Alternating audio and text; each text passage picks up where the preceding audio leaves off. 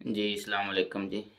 ਇੱਕ ਭਾਈ ਦਾ ਸਵਾਲ ਸੀ ਕਿ ਉਹਨਾਂ ਨੂੰ ਸਪੇਨ 'ਚ ਆਇਆਂ 3 ਸਾਲ ਹੋ ਗਏ ਨੇ, ਲੇਕਿਨ ਉਹ ਇਲੀਗਲ ਤਰੀਕੇ ਨਾਲ ਨਹੀਂ ਆਏ, ਉਹ ਲੀਗਲ ਤਰੀਕੇ ਨਾਲ ਵਰਕ ਵੀਜ਼ੇ ਤੇ ਆਏ ਨੇ ਔਰ ਲਗਾਤਾਰ ਉਸੇ ਤੇ ਹੀ ਚੱਲ ਰਹੇ ਨੇ।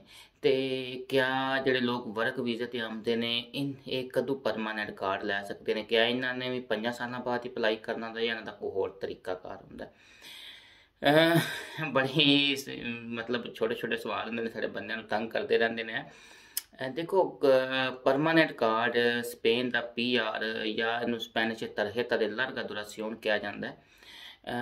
ਉਹਦੇ ਵਾਸਤੇ ਤਿੰਨ ਚੀਜ਼ਾਂ ਰਿਕੁਆਇਰਮੈਂਟ ਨੇ, ਉਹ ਪੂਰੀਆਂ ਕਰਨੀਆਂ ਹੁੰਦੀਆਂ ਨੇ। ਕੋਈ ਵੀ ਦੁਨੀਆ ਤੇ ਬੰਦਾ ਜਿਹਨੂੰ 10 ਸਾਲ ਹੋ ਗਏ ਨੇ ਉਹ ਵੀ ਕਰ ਲੈ ਤੇ ਲੈ ਸਕਦਾ ਹੈ।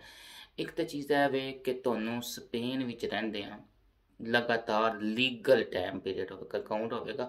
ਹਾਂ, ਉਹ ਵਰਕ ਵੀਜ਼ੇ ਤੇ ਆਏ ਹੈ, ਹਾਂ ਉਹਨੇ ਇੱਥੇ ਆ ਕੇ ਪੇਪਰ ਲਏ ਨੇ, ਠੀਕ ਹੋ ਗਿਆ ਜੀ। ਸਟੱਡੀ ਵਾਲਿਆਂ ਦਾ ਥੋੜਾ ਕਾਊਂਟਿੰਗ ਜ਼ਰਾ ਹੋਰ ਹਿਸਾਬ ਦੀ ਕਰਦੇ ਨੇ। ਵਰਕ ਵੀਜ਼ਾ ਤੇ ਜਿਹੜਾ ਆਇਆ ਉਹਨੂੰ 5 ਸਾਲ ਲਗਾਤਾਰ ਸਪੇਨ ਦੇ ਵਿੱਚ ਲੀਗਲ ਰਹਿਣਾ, ਜਿਹਦੇ ਵਿੱਚ ਤੁਸੀਂ ਆਪਣੇ ਵਤਨ ਜਾ ਸਕਦੇ ਹੋ। ਉਹ ਇੱਕ ਲਹਿਦਾ ਇਸ਼ੂ ਹੈ, ਲੇਕਿਨ ਇਹਦੇ 'ਚ ਇਸ 5 ਸਾਲਾਂ 'ਚ ਤੁਸੀਂ ਇੱਕ ਦਿਨ ਵੀ ਇਲੀਗਲ ਨਾ ਹੋਏ ਹੋ, ਲਗਾਤਾਰ 5 ਸਾਲ ਰਹੇ ਹੋ। ਪਹਿਲੀ ਗੱਲ ਹੋ ਗਈ ਹੈ। ਦੂਸਰੀ ਗੱਲ ਹੈ ਕਿ ਇਹਨਾਂ 5 ਸਾਲਾਂ ਦੇ ਵਿੱਚ ਤੁਸੀਂ ਮੈਕਸੀਮਮ ਜਿਹੜਾ 10 ਮਹੀਨੇ ਸਪੇਨ ਤੋਂ ਬਾਹਰ ਰਹੇ ਹੋ, ਠੀਕ ਹੈ ਜੀ, ਯਾਨੀ ਕਿ ਇਸ ਤੋਂ ਜ਼ਿਆਦਾ ਨਾ ਰਹੇ ਹੋ।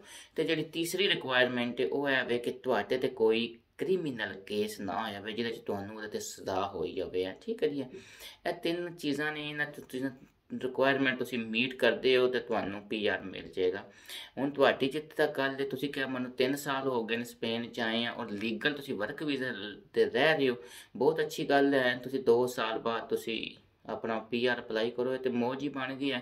ਜਿਹੜੇ ਬੰਦੇ 3-4 ਸਾਲ ਤੋਂ ਜ਼ਲੀਲ ਹੋ ਕੇ ਆਉਂਦੇ ਨੇ, ਪਹਿਲੇ ਵਿਚਾਰੇ ਇੱਥੇ ਇਲੀਗਲ ਟਾਈਮ ਪਾਸ ਕਰਦੇ ਨੇ, ਉਸ ਤੋਂ ਬਾਅਦ ਫਿਰ ਪੇਪਰ ਲੈਂਦੇ ਨੇ, ਫਿਰ 5 ਸਾਲ ਤੱਕ ਜਾਂਦੇ, ਉਹਨਾਂ ਨੂੰ ਤਾਂ ਪੀਆਰ ਲੈਂਦਿਆਂ ਤਕਰੀਬਨ 9-10 ਸਾਲ ਲੱਗ ਜਾਂਦੇ ਨੇ।